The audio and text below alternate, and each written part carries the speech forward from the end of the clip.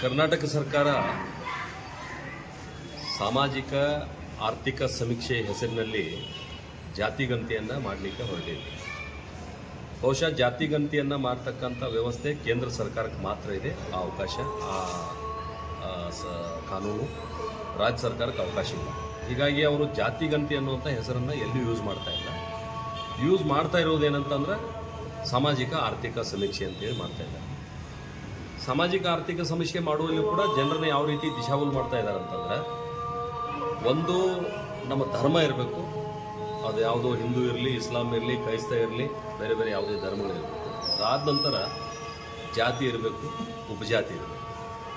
ಈಗ ಅನೇಕ ಉಪಜಾತಿಗಳಿಗೆ ಯಾವುದೇ ಕೋಡನ್ನು ಅವ್ರು ಕೊಟ್ಟಿಲ್ಲ. ಅದರ ಅರ್ಥ ಉಪಜಾತಿಯನ್ನು ಜಾತಿಯನ್ನಾಗಿ ಪರಿಗಣಿಸಿ ಈ ಲಿಂಗಾಯತ ಸಮುದಾಯವನ್ನು ಒಡಿಲಿಕ್ಕೆ ಭಾಳ ದೊಡ್ಡ ಷಡ್ಯಂತ್ರ ನಡೆದಿದೆ ಅಂತೇಳಿ ನಮಗಾದರೂ ಅನಿಸ್ತಾ ಇದೆ.